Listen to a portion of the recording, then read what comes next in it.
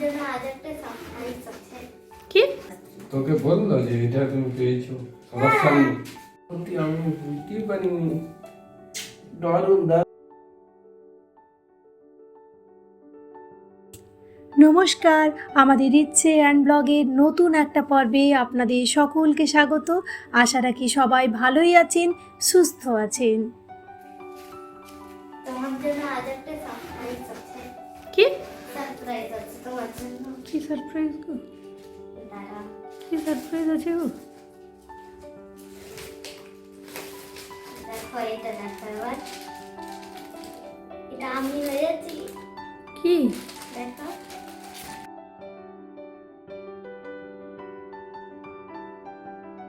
ম্যাথের না ইংলিশে? ম্যাথের। আরে বাহ, দেখো দেখেছো, মোবাইল কমিয়ে পড়াশোনার প্রতি ধ্যান দিলে কি হয় শোনা।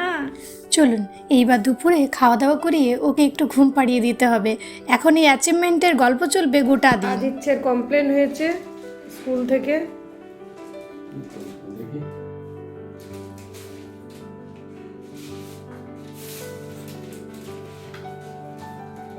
কমপ্লেন নয়, আমার সার্টিফিকেট ম্যাথের। Second runner up.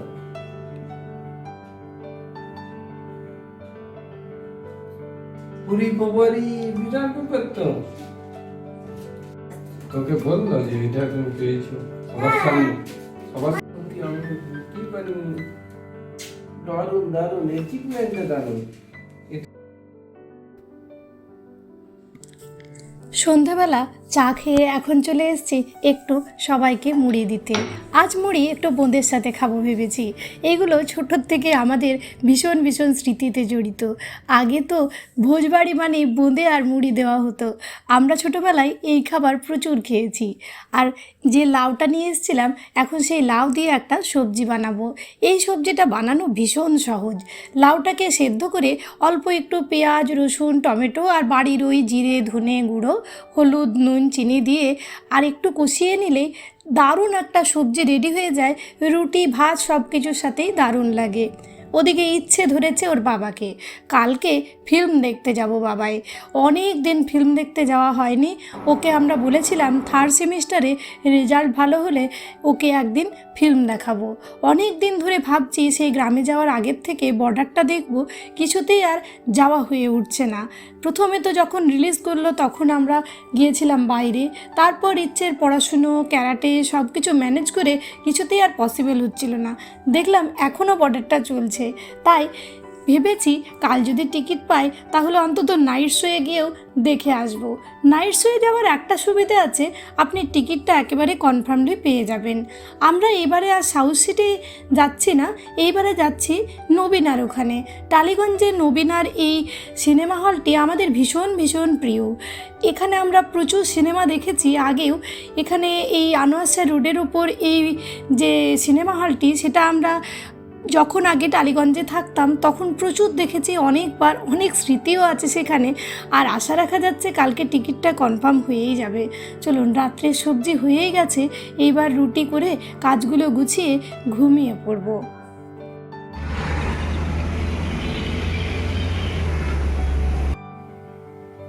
দেখো দেখো ইচ্ছের অবস্থা দেখো। ইচ্ছে ঘুম থেকে উঠে আবার বসে বসে চেয়ারে ঘুমোচ্ছে।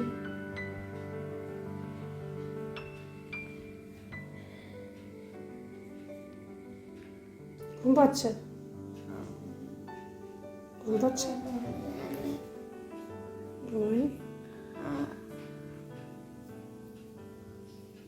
চলো মুখটা ধো, তাহলে অনেকটা ফ্রেশ লাগবে। আচ্ছা ঠিক আছে।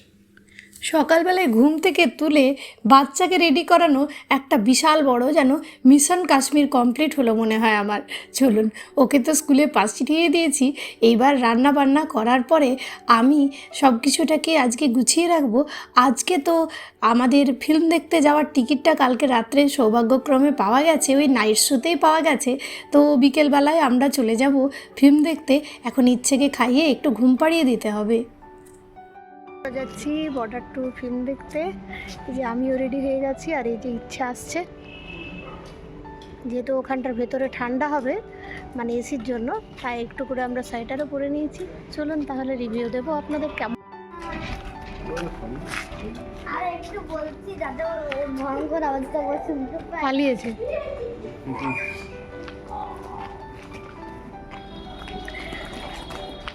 চলুন।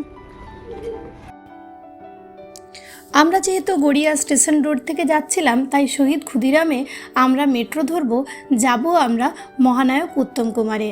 কেননা একটু খেয়ে দিয়েই ভাবছি সিনেমা দেখতে ঢুকবো। আজকে আর বাড়িতে কিছু রান্নাবান্না করিনি, এখন আমরা ভাবছি বাইরে গিয়ে কিছু খেয়ে দিয়ে তারপর একেবারেই ফিল্ম দেখতে যাব। চলো সোজা এগিয়ে যেতে হবে, এই লিফটটাতে তো লোক পাগল হয়ে যাবে মহানায়ক উত্তম কুমারে। ও মা, কতদিন পরে আসছি, আগে মহানায়ক উত্তম কুমার তো নিচে ছিল। হ্যাঁ বাজি।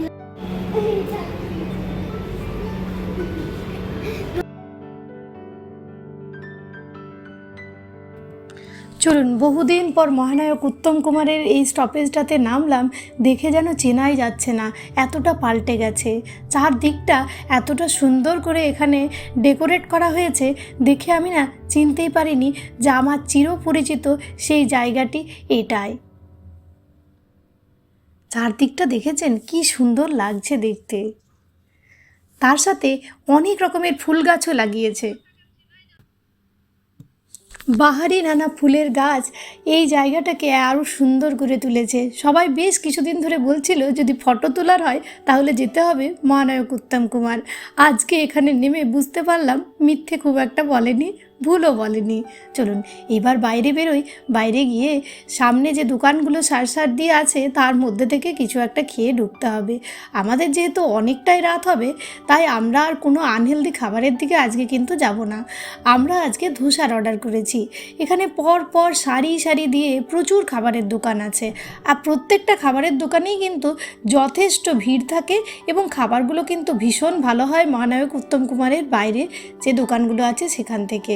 চলুন, অনেকগুলো দোকানের মধ্যে আমরা এই যে সামনে যে মন্দিরটা আছে সেই মন্দিরের সামনে ধোসা অর্ডার করে এখন খেয়ে নিচ্ছি, তারপর খেয়ে দিয়ে চলে যাব ফিল্ম দেখতে।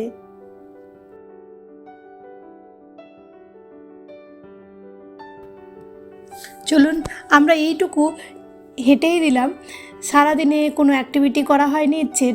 তারপর এই যে আমরা একেবারে নবীনা সামনাসামনি পৌঁছে গেছি।